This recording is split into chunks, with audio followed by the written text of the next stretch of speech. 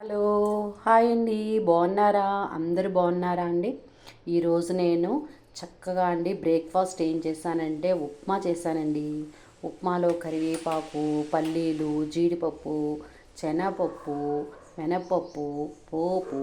పోపు అంటే మనం ఆవాలు, జీలకర్ర వేసుకుంటాం కదండి. ఇవన్నీ కలిపి పోపు పెట్టి చక్కగా ఉప్మా చేశానండి.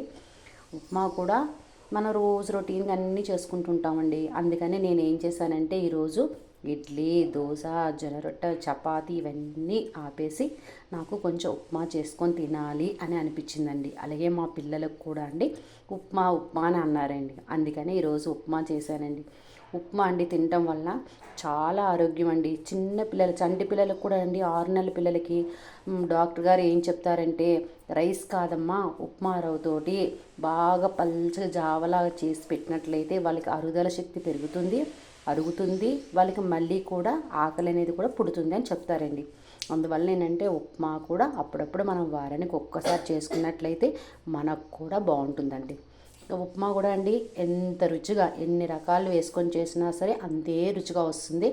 ఆ రుచిగా ఉన్నట్టయితే ఉప్మా ఎక్కువగా తినగలుగుతామండి. ఉప్మా ఈ మధ్యన చాలామందికి ఫాస్ట్ ఫుడ్స్, ఇడ్లీలు, దోశలు, పూరీలు, చపాతీలు వీటి మీద మైండ్ వెళ్ళిపోవటం వల్ల ఏంటంటే ఉప్మా అనేది చాలా వరకు తగ్గించామండి. మేము కూడా తగ్గించాం. కానీ అన్నీ చేసిన తర్వాత లాస్ట్కి ఉప్మా చేసుకుందాం అనే దగ్గరికి వస్తామండి. ఈరోజు మాది ఉప్మా నచ్చిందా నచ్చినట్టయితే ఒక లైక్ చేయండి, షేర్ చేయండి, సబ్స్క్రైబ్ చేయండి. కామెంట్స్లో ఉప్మా ఎలా ఉందనేది తెలియచేయండి. ఓకేనా అండి? థ్యాంక్ యూ అండి.